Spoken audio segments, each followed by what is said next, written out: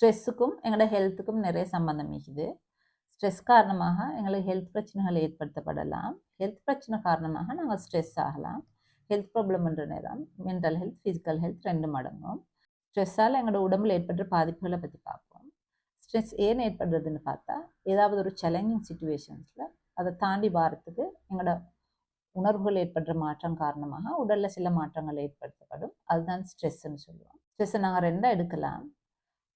ஒன்று long term stress, அடுத்தது short term stress. Short term ஸ்ட்ரெஸ்ன்ற நேரம் அது 2 எடுக்கலாம். ஒன்று மைல்ட் டு மாடரேட் ஸ்ட்ரெஸ், அடுத்தது acute stress. Mild to moderate stress எப்படின்னு பார்த்தோம்னா, இது அநேகமான நேரங்களில் பாசிட்டிவாக தான் நிற்கும். இதுக்கு நாங்கள் யூஸ்ட்ரெஸ்ன்னு சொல்லுவோம்.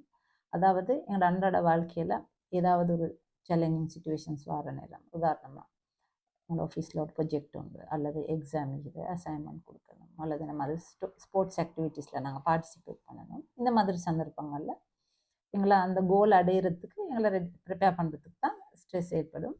அந்த மாதிரி சந்தர்ப்பங்களில் நாங்கள் மோட்டிவேட் ஆகி அதில் வேலை செஞ்சு அந்த கோல் அடையிறதுக்கு இந்த ஸ்ட்ரெஸ் ஹெல்ப்ஃபுல்லாகிக்கும். நாங்கள் எப்படி அதை அடையிறது, அதுக்கு என்னென்ன மாதிரி வேலைகள் செய்யணும், எந்த மாதிரி ப்ராக்டிஸ் பண்ணணும், இந்த மாதிரி எல்லா விடயங்களும் இந்த ஸ்ட்ரெஸ் காரணமாக தான் நாங்கள் மோட்டிவேட் பண்ணப்பட்டு செய்வோம். அந்த அந்த ஸ்பெசிஃபிக் ஸ்ட்ரெஸ்ஃபுல் சுச்சுவேஷன் முடிஞ்சதோடு எங்களோட ஸ்ட்ரெஸ்ஸும் குறைஞ்சிட்டு நாங்கள் நார்மல் ஆகிடுவோம். இதனால் எங்களுக்கு பாதிப்புகள் மிகவும் குறைவாக தைக்கும், பாதிப்புகள் இல்லைன்ற அளவுக்கு நிற்கும். சம்டைம்ஸ் சிலவங்களுக்கு எக்ஸாம் ஸ்ட்ரெஸ் அந்த மாதிரி நேரங்களில் சம்டைம்ஸ் பாதிப்புகள் இயலாம். அடுத்தது அக்யூட் ஸ்ட்ரெஸ்.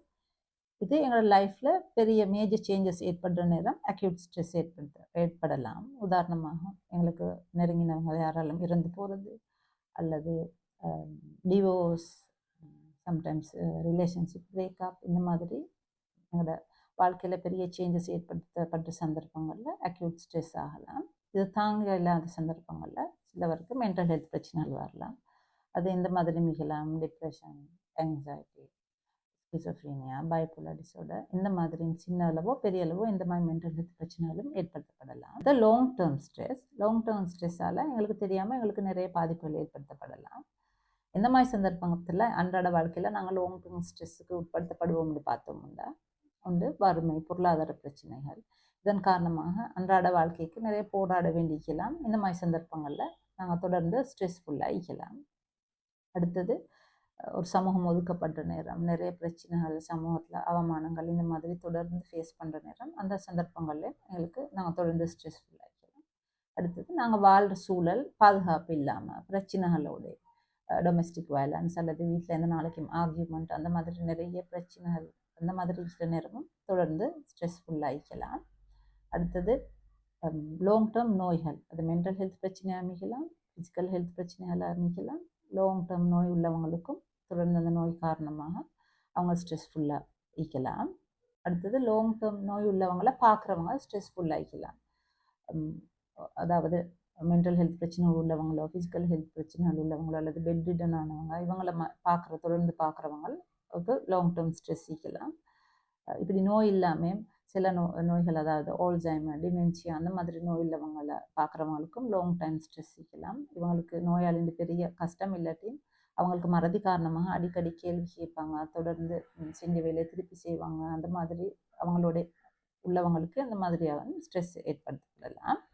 அடுத்தது சிறு வயதில் அபியூஸ் பண்ணப்பட்டவங்க, அதாவது அபியூஸ்ன்ற நேரம் ஃபிசிக்கல், இமோஷனல், செக்ஷுவல், எந்த அபியூஸ் அமைக்கலாம். அதுலேயும் செக்ஷுவல் அபியூஸ் பண்ணப்பட்டவங்க அதிகமான ஸ்ட்ரெஸ்ஃபுல்லாக இருப்பாங்க அவங்களோட லைஃப்பில். அடுத்தது இமோஷனல் அபியூஸும் அப்படித்தான். இந்த மாதிரி அபியூஸுக்கு உட்பட்டப்பட்டவங்க அந்த ட்ரோமாவோட இருந்தாண்டா அவங்க தொடர்ந்து ஸ்ட்ரெஸ்ஃபுல்லாக தான் இருக்கும். அவங்களுக்கு லாங் டேர்ம் ஸ்ட்ரெஸ்ஸாக உள்ளவங்களுக்கு எந்த மாதிரி பிரச்சனைகள் வரும்னு பார்த்தா, இவங்களுக்கு மென்டல் ஹெல்த் பிரச்சனைகளும் வரலாம்.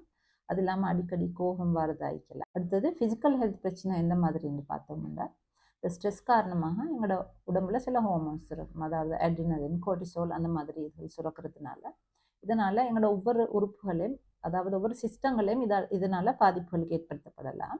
அந்த வகையில் இந்த ஸ்ட்ரெஸ் காரணமாக சுரக்கிற அட்ரினலின் காரணமாக எங்களோட ஹார்ட் பீட் அதிகமாகிக்கும், பிளட் ப்ரெஷர் அதிகமாகிக்கும். இதனால் ஹைப்பர் டென்ஷன் மாதிரி நோய்கள் வரலாம், டயபெட்டிஸ் வரலாம். அடுத்தது கோர்டிசோல், ஸ்ட்ரெஸ்ஸுக்கு சுரக்கிற கோர்டிசோல் எங்களோட இரத்த குழாய்களில் ஒரு லைனிங் இருக்குது கொலஸ்ட்ரால் கட்ட அமைக்கிறதுக்கு. அந்த லைனிங் டேமேஜ் ஆகிறதுனால உடம்புல குழாயில் கொலஸ்ட்ரால் படியப்படுறதுனால ஹார்ட் அட்டாக், ஸ்ட்ரோக் அந்த மாதிரி பிரச்சனைகள் ஏற்படுத்தப்படலாம். அடுத்தது எங்களோட சமன்பாட்டு தொகுதிகளை பாதிக்கிறதுனால நிறைய சமன்பாடு சம்பந்தமான பிரச்சனைகள் ஏற்படுத்தப்படலாம். அடுத்தது எங்களோட இம்யூன் சிஸ்டத்தை பாதிக்கிறதுனால சிலவங்களுக்கு எங்களோட நோய் எதிர்ப்பு சக்தி கூடுதலாக வேலை செய்யும், சிலவங்களுக்கு குறைவாக வேலை செய்யும். கூடுதலாக இம்யூன் சிஸ்டம் வேலை செய்கிறவங்களுக்கு ரூமட்டாய்டு ஆர்த்ரைட்டிஸ், மல்டிபிள் ஸ்க்ளரோசிஸ் இந்த மாதிரி ஒட்டோ இம்யூன் டிசீசஸ் வரலாம். அடுத்தது குறைவாக வேலை செய்கிறவங்களுக்கு நிறைய இன்ஃபெக்ஷன்ஸ் நோய்கள் வரலாம், புண்ணல் ஆறுறதுக்கு லேட் ஆகலாம், அந்த மாதிரி பிரச்சனைகள் இருக்கலாம். ஹோமோன்ஸ் எல்லாம் இம்பேலன்ஸ் எல்லாம் ஏற்படுறதுனால பீரியட்ஸ் ப்ராப்ளம், பிள்ளைகள் இல்லாத பிரச்சனை அந்த மாதிரி பிரச்சனைகள் ஏற்படுத்தப்படலாம். வெயிட் கூட்டுறது அல்லது வெயிட் லாஸ் ஆகிக்கும் போகிறது அந்த மாதிரி பிரச்சனைகள் நிற்கலாம்.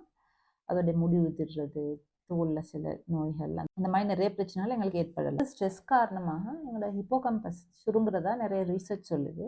அந்த வகையில் இதன் காரணமாக எங்களுக்கு மெமரி, அட்டென்ஷன் அந்த மாதிரி பிரச்சனைகள் ஏற்படுத்தப்படலாம். எஸ்பெஷலி சின்ன பிள்ளைகளுக்கு சின்ன வயதிலே அவங்க அடிக்கடி ஸ்ட்ரெஸ் ஆகிற மாதிரி சுச்சுவேஷன் இருந்தால அவங்களோட ஹிப்போகம்பஸ் சுருங்குறதுனால அவங்களுக்கு கற்றல் நடவடிக்கைகளையும் பிரச்சனைகள் ஏற்படலாம். மெமரி, அட்டென்ஷன் அந்த மாதிரி கன்சன்ட்ரேஷன் அந்த பிரச்சனைகள் ஏற்படுத்தப்படுறதுனால அவங்க கற்றல் நடவடிக்கைகளை பின்னடைவு அமைக்கலாம். அடுத்தது அவங்களோட வளர்ச்சிகளையும் பாதிக்கலாம். இந்த ஹோமோன்ஸ் பாதிப்புனால அவங்களோட வளர்ச்சிகளும் பாதிக்கப்படலாம். ஸ்ட்ரெஸ்ஸை பாதிப்பு சிறு வயதிலே ஸ்ட்ரெஸ் ஆகிறவங்களுக்கு அதிகமான பிரச்சனைகள் ஏற்படுத்தப்படும். அவங்க வளர்ந்து வர்ற அனுத்துக்கு பிறகும் நிறைய பிரச்சனைகள் அவங்களுக்கு இருக்கலாம். ஸ்ட்ரெஸ்ஸுக்கு இந்த மாதிரி நிறைய பாதிப்புகள் இருந்தாலும் எல்லாருக்கும் ஒரே மாதிரி பாதிப்பு இல்லை, வித்தியாசமான பாதிப்பு அளிக்கலாம். அதுக்கு என்ன காரணம், ஸ்ட்ரெஸ்ஸை எப்படி மேனேஜ் பண்ணுறேன்னு சொல்லி நாங்கள் அடுத்த வீடியோவில் பார்ப்போம். இன்னும் ஒரு முறை மென்டல் ஹெல்த் சம்மந்தமான ஒரு பதிவில் சந்திப்போம்.